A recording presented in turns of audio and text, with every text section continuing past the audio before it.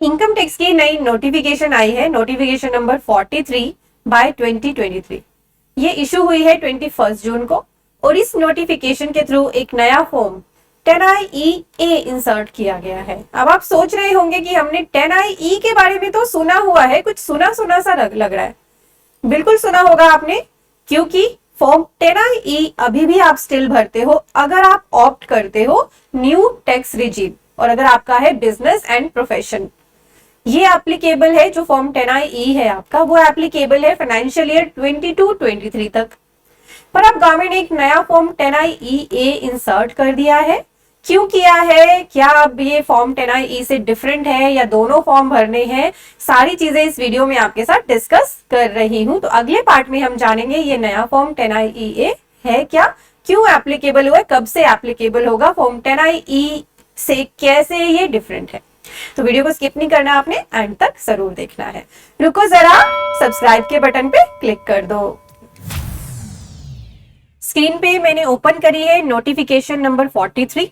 इसी नोटिफिकेशन के थ्रू नया फॉर्म 10IE नोटिफाई करा गया है। ये है फॉर्म 10IE।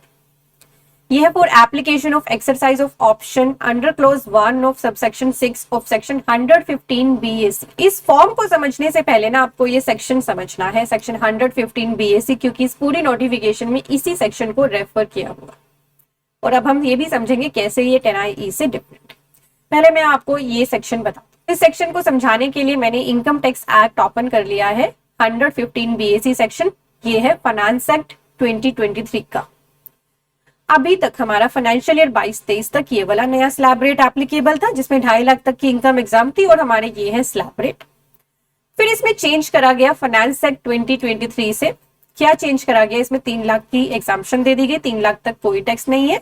तो इसके लिए जो सेक्शन आया ना 115 BAC में, सेक्शन आया 1 कैपिटल ए, सब सेक्शन है 115 BAC का सब सेक्शन 1 कैपिटल ए, जिसके थ्रू ये नया स्लैब रेट एक्टिव हो गया है फाइनेंशियल ईयर 23-24 से। 3 लाख तक कोई भी टैक्स नहीं है, 3 से 6 लाख तक 5%, 6 से 9 लाख तक 10%, 9 लाख से 12 लाख तक 15%, और 12 लाख से 15 लाख तक 20%, और अबव 15 लाख 30%।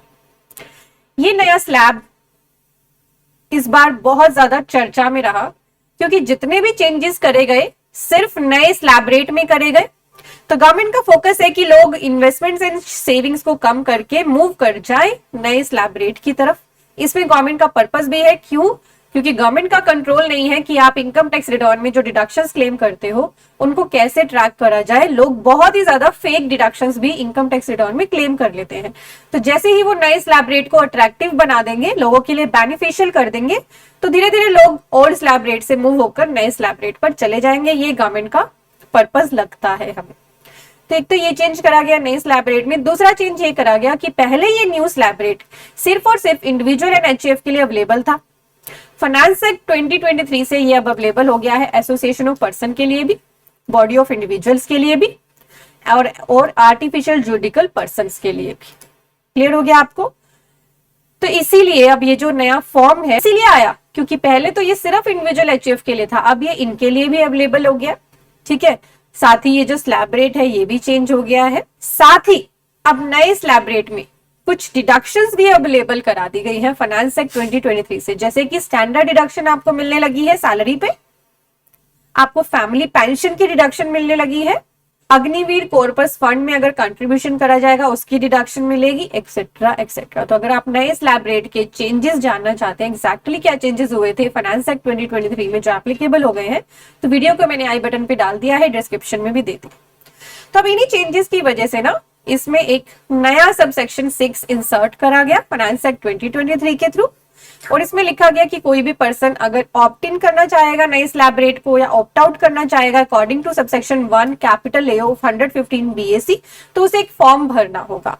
तो इस नए सबसेक्शन 1A के लिए ये नया फॉर्म आया है 10IE, यानी अब फाइनेंशियल ईयर 23-24 से आपको 10IE नहीं भरना होगा, 10IEA भरना होगा। किनको भरना होगा? जिनका बिजनेस एंड प्रोफेशन। क्लियर हो गया आपको? इसलिए ये फॉर्म इंसर्ट हुआ, क्योंकि हमारा नया स्लैब रेट भी चेंज हो गया, तो फॉर्म भी इन्होंने नया इंसर्ट कर दिया। अब समझते हैं हम फॉर्म को। तो ये है फॉर्म 10I ये है एप्लीकेशन अगर आप एक्सरसाइज करना चाहते हैं नए स्लैब रेट को या फिर इसमें से विड्रॉ करना चाहते हैं, दोनों ही केसेस में यही फॉर्म आपको भरना होगा। ये फॉर्म आपको ऑनलाइन अवेलेबल होगा। यहाँ तो हमें नोटिफिकेशन में दिया है इसका फॉर्मेट, बट जैसे फॉर्म 10I अवेलेबल है इनकम टैक्स पोर्टल पे वैसे ही ये भी एक्टिव हो जाएगा। अभी नहीं होगा क्योंकि अभी तो फाइनेंशियल ईयर 23-24 स्टार्ट ही हुआ है, जल्दी ही ये फॉर्म पोर्टल पे लाइव भी हो जाएगा। इसमें आपका नाम आएगा, पैन आएगा, ये ज्यादातर चीजें ऑटोफिल हो जाती है। Status of the person referred in subsection 1 capital A of section 115 BAC, कौन पर्सन ये भर रहा है, इंडिविजुअल है, HF है, AOP है, BOI है या AJP है, उनके लिए यहाँ पे ना कोड दिया, इसी में नीचे कोड दिए हुए ये स्टेटस के लिए ये कोड आपको डालने। इंडिविजुअल के लिए कोड नंबर 1 है, HF के लिए 2, एसोसिएशन ऑफ पर्सन के लिए 3, बॉडी ऑफ इंडिविजुअल के लिए 4 और AJP के लिए 5। क्लियर हो गया आपको? ये कोड यहाँ पे डालेगा, असेसमेंट ईयर अपने आप आ जाएगा। जब ये फॉर्म लाइव होगा तो वो ऑटोमेटिक आ जाती है कुछ चीजें। आप ऑप्ट आउट कर रहे हो या री एंटर कर रहे हो बताना है। अगर यस करोगे, री एंटर करोगे तो फर्दर डिटेल देनी पड़ेगी, किस डेट को ऑप्शन को एक्सरसाइज करा था, first assessment year in which the option was exercised, और नो कर दोगे तो फिर ये डिटेल नहीं मांगी जाएंगी।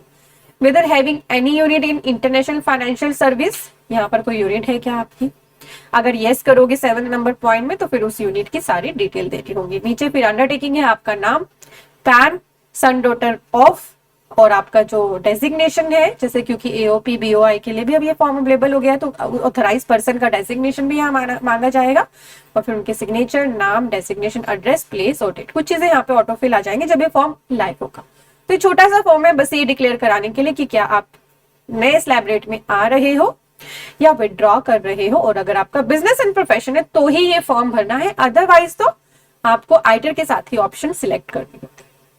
तो क्लियर हो गया आपको क्यों आया है नया फॉर्म 10IE और क्या ये अब 10IE हमें कंटिन्यू करना पड़ेगा फाइनेंशियल ईयर 23-24 से। अब आपके लिए ये वाला फॉर्म रिलीवेंट हो जाएगा क्योंकि नया स्लैब रेट फाइनेंशियल ईयर 23-24 के लिए चेंज हो चुका है। मैं उम्मीद कर रही हूँ आपको क्लैरिटी हो गई है। अभी भी कोई डाउट है तो आप कमेंट में डाल सकते हैं। स्क्रीन पे मैंने ओपन करी है हमारी वेबसाइट studybuddy.com। इस पे आने के लिए आप अपने ब्राउजर पे, चाहे मोबाइल है आपके पास या लैपटॉप है, टाइप करें www.studybuddy.com। इस वेब पेज पर हमारे कोर्सेज एक्टिव हैं और आप ही की रिक्वेस्ट पर हमने ये कोर्सेज डिजाइन करे हुए हैं। ये प्रैक्टिकल कोर्सेज हैं जिनके थ्रू सीखकर आप अपने आप को बहुत ज्यादा इंप्रूव कर सकते हैं। कंपनी बनाना सीखे, ये कोर्स अभी हमने लॉन्च किया है। इसमें company incorporation and post company compliances cover करे गए हैं। जल्दी ही फर्दर जो ROC कंप्लायंसेस होते हैं वो भी हम आगे अपने नेक्स्ट कोर्सेज में उन्हें कवर करने की कोशिश करेंगे, तो आप इसका बेनिफिट लें। अगर आप अकाउंटिंग में करियर बनाना चाहते हैं, टेली सीखना चाहते हैं, तो हमारा ये कोर्स लीजिए। इससे आप सिर्फ अकाउंटेंट नहीं बनेंगे, प्रो अकाउंटेंट बन पाएंगे। TDS एंड TCS अपने आप में अलग एक कंसल्टेंसी का फील्ड है। TDS की रिटर्न फाइलिंग से लेकर करेक्शन करना और भी बहुत सारे एस्पेक्ट्स हमने कवर करे इस कोर्स में। This is my personal favourite और बहुत ही दिल से ये कोर्स मैंने आपके लिए डिजाइन करा है और बहुत ही मिनिमम कॉस्ट पे बहुत सारे पर्सन इस कोर्स का बेनिफिट ले रहे हैं। This is the most popular course on our website, तो आप इसका बेनिफिट लें। अगर आप प्रॉपर्टी की सेल परचेज करते हैं और आप जानना चाहते हैं TDS ऑन प्रॉपर्टी कैसे कटता है, कब कटता है, कब नहीं कटता है और कैसे पे किया जाता है गवर्नमेंट को, तो ये प्रैक्टिकल कोर्स लीजिए। बहुत ही कम प्राइस पे अवेलेबल कराया गया है। अब GST में बात करूं मैं तो GST में GST 2B का रिकंसिलिएशन होता है, वो सीखना है तो ये कोर्स अवेलेबल है। रिकंसिलिएशन के साथ ही 3B फाइलिंग भी सीखनी है तो ये कोर्स अवेलेबल है। यानी इस कोर्स के अंदर 2B रिकंसिलिएशन इंक्लूड है, सिर्फ 2B सीखना है तो वो अलग से अवेलेबल है। देन बहुत सारा फोकस है गवर्नमेंट का MSME पर। MSME में रजिस्टर करना है अगर आपको अपने बिजनेस को, तो ये कोर्स लीजिए और बहुत ही मिनिमम प्राइस पे अवेलेबल कराया गया है, इसका बेनिफिट लीजिए। देन GST 9(9)C फाइलिंग सीखनी है आपको GST में, तो वो कोर्स अवेलेबल करा दिया गया है फाइनेंशियल ईयर 22-23 के लिए। देन बीच में ये कुछ कॉम्बो हमने बना रखे क्योंकि आपको लगता है कि मुझे ये कोर्स भी चाहिए, ये कोर्स भी चाहिए, तो कॉम्बो ऑफर्स का बेनिफिट ले। इसमें थोड़ा सा प्राइसिंग आपको कम मिल जाती है। GST का कोर्स अवेलेबल है प्रैक्टिकल और अपडेटेड, आप इसका बेनिफिट लीजिए। ITARS का सीजन है, ITAR फाइलिंग सीखना है तो हमारा income tax ITAR and TDS का प्रैक्टिकल कोर्स अवेलेबल है।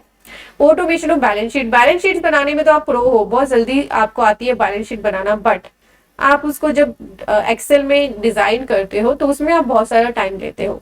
ये ओपनिंग से क्लोजिंग मिलाने के लिए अपने स्टाफ को लगा के रखते हो 1-1 महीने, 2-2 महीने, तो अपना ये टाइम सेव करने के लिए हमारा ऑटोमेशन ऑफ बैलेंस शीट का कोर्स जरूर परचेज करिएगा। ये भी बहुत ही ज्यादा हमारा पॉपुलर कोर्स है। नीचे बहुत सारे आपके FAQ, बहुत सारी चीजें कवर करी गई है इसी वेबसाइट पर। तो आप इस वेबसाइट पर जब आएंगे तो यहाँ आपको एक वीडियो दिख रही है, इस वीडियो को क्लिक करके जरूर देख लेना, क्योंकि इसमें सारी प्रोसेस बताई गई है। कैसे आपको इस वेबसाइट पे रजिस्टर करना है, कैसे लॉगिन करना है, कैसे कोर्सेज को बाय करना है, बाय करने के बाद कैसे देखना है, सर्टिफिकेट कैसे डाउनलोड करना है, रिव्यू या फीडबैक कैसे देना है, सारे क्वेश्चन इसमें कवर करे गए हैं। इस वीडियो को जरूर देख लेना। और आपकी कोई भी क्वेरी हो कोर्सेज से रिलेटेड तो स्क्रीन पे आपको हमारी टीम का नंबर दिख रहा है, आप इनके साथ बात भी कर सकते हैं। Thank you so much for watching.